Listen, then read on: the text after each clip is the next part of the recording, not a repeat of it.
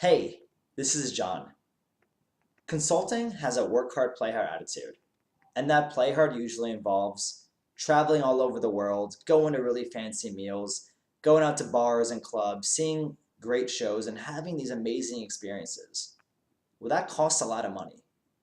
And I tell my consultants if you want to go and have these amazing experiences, you need to have some good financial foundation to be able to support that. What you don't want to do is wake up one day and realize that I can't afford to buy that house I really wanted to, or I can't afford to go on that trip with my friends that they're all going to, or worst case, you can't even retire because you have no money to support you in retirement, or you're gonna have to live at such a low quality of life that you're gonna be miserable if you stop working. So part of that is thinking about good financial habits and personal finance. There's a lot of blogs out there, and I'm not replacing all of those. What I'm here to do is give you some basic foundational principles that are tenets of all personal finance that is important for you as consultants to think about and principles to follow to set you up for a better financial wealth in the future. For example, the things I want to talk about today to start us off are on budgets, expenses, and debt. And the post goes into a lot more detail, and there's other blogs that go into a lot more as well. But those are critical foundations. Think of almost Maslow's hierarchy of needs. You need to build that base, and then you can add on more and add on more and add on more. And I'm not expecting you to change the whole world overnight, but take it one step at a time, start with some of these things, and go from there. So with budgets, we have a tendency as humans to basically spend every dollar we get. It's human nature. It's really hard for us to think out, oh, I need to think about something a month from now, or 3 months from now, or 3 years from now towards planning and spending.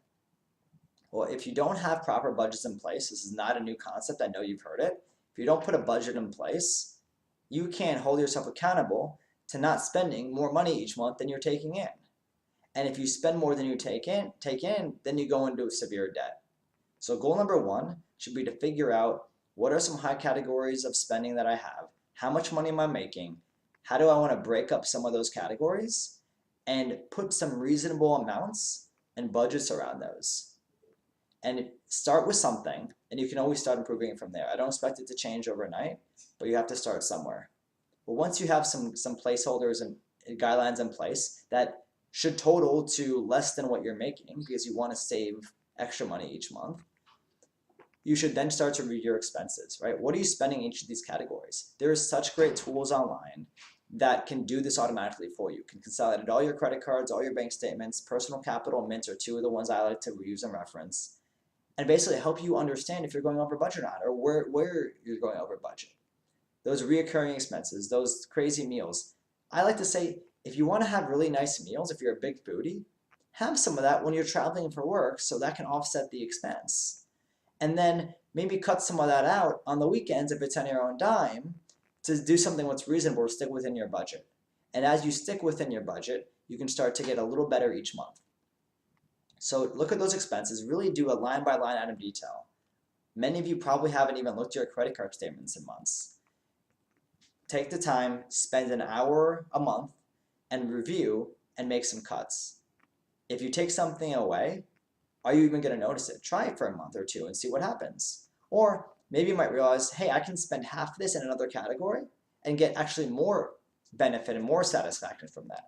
So review those expenses, realize what's not important for you, and cut it, or at least experiment with it. And as you do that, you'll be able to then grow that excess wealth month over month and stay within your budget. Lastly, debt. You probably have credit cards, student loans, car payments, maybe mortgages, whole slew of different things.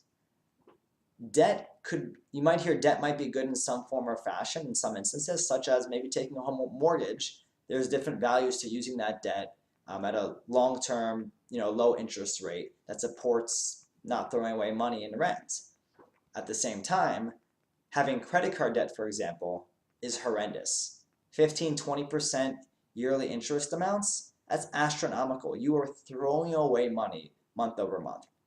So any debt you have, now that you establish a budget and expenses, take it all, lay it out, order it by interest rate, and figure out how much extra money you have each month after you're paying your expenses now that you've started budgeting, and start to pay those down.